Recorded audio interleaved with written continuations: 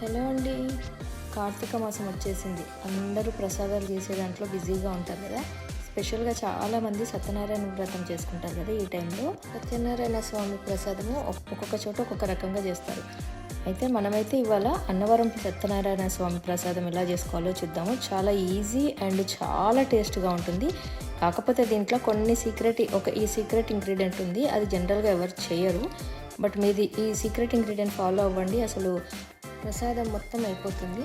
ఒకవేళ అయిపోకపోయినా 2 రోజులైనా కానీ మీకు అట్లాగే ఉంటుంది, గట్టి పడకుండా. చల్లారిన తర్వాత కూడా గట్టిగా అవ్వదు ఇది. సో మరి చేసుకుందాం. ఇది చాలా సింపుల్. ఓన్లీ 2-3 ఇంగ్రీడియంట్స్ తోటే చేసుకుంటాము.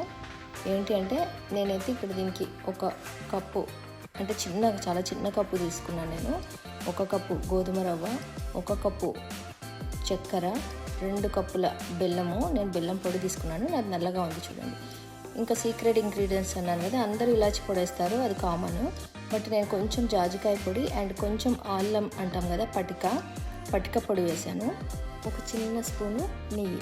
ఇప్పుడు మనము స్టవ్ మీద ఒక ప్యాన్ పెట్టి రవ్వని మీడియం ఫ్లేమ్ మీద ఎర్రగా అయ్యేంత వరకు వేయించుదాము.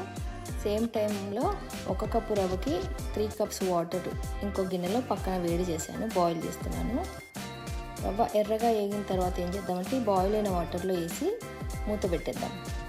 ఇప్పుడు ఈ రవ్వ ఆల్మోస్ట్ ఉడకడానికి వచ్చినప్పుడు, అంటే మీకు తెలిసిపోతుంది ఉడికింది ఎలా అంటే, అది ట్రాన్స్పరెంట్లోకి వచ్చేస్తుంది, వైట్ నుంచి ట్రాన్స్పరెంట్ కలర్లోకి వస్తుంది.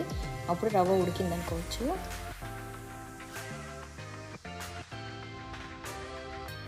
దీంట్లో ఇప్పుడు మనం 1 కప్పు షుగర్ తీసుకున్నాం కదా, ఆ షుగర్ మాత్రమే వేద్దాము, బెల్లం ఇప్పుడు వేయద్దు. షుగర్ కూడా అంతా మెల్ట్ అయ్యి క్యారమెలైజ్ అవుతుంది. సో అంతా అయిపోయి రవ్వకి మొత్తం రవ్వకి బాగా పట్టేసింది అనుకున్నప్పుడు బెల్లం వేద్దాం.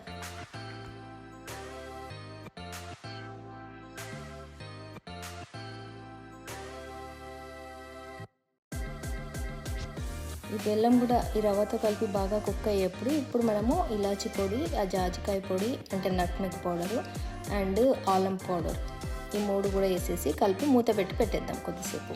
అంటే మొత్తము బెల్లం కూడా బాగా పట్టేంత వరకు.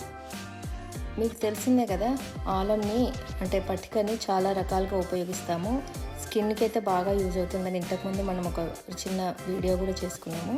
స్కిన్కి యూజ్ అవుతుంది, ఇంటి దిష్టికి యూజ్ అవుతుంది. పటికని వాటర్లో వేస్తే వాటర్ ప్యూరిఫైర్ అవుతుంది.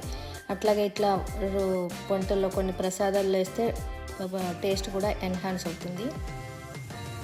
ఇప్పుడు ఇది బాగా ఉడికింది అనుకున్నప్పుడు లో ఫ్లేమ్ మీద పెట్టేసేసి 1 స్పూన్ నెయ్యి వేసి మూత పెట్టి ఒక 3-4 మినిట్స్ పెడతాం. మూత తీసి చూస్తే మొత్తం ఒక 5 మినిట్స్ తర్వాత నెయ్యి మొత్తం కింది వరకు దిగుతుంది.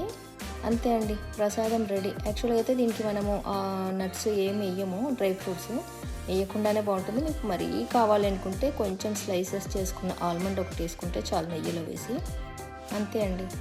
అయితే దీన్ని విస్తరాకులో కానీ అరిటాకులో కానీ వేసి ఇట్లా వేడి మీద మొత్తం మనం పొట్లంలా కట్టి పెడితే చాలా బాగుంటుంది, ఫ్లేవర్ అనేది ఎన్హాన్స్ అవుతుంది. అయితే నా దగ్గర అవి 2 లేవు కాబట్టి ఈ డొప్ప ఉంది, విస్తరాకు డొప్ప. సో నేను దాంట్లో వేసి మూత పెట్టాను. అసలు ఇంటి నిండా ఈ కొంచెము దీనికే ప్రసాదానికే ఇంటి నిండా వాసన పట్టేసింది. అసలు ప్రసాదం స్మెల్ అంత బాగుంది. ఇంకెందుకు ఆలస్యం, అయ్యో ఎలా చేయాలి అని మీరు కూడా టెన్షన్ పడకుండా చాలా ఈజీగా 10-15 మినిట్స్లో అయిపోయే ప్రసాదము మనకు రెడీ. అన్నవరంలో తిన్న ఫ్లేవరే వస్తుంది ఆల్మోస్ట్. సో ట్రై చేయండి.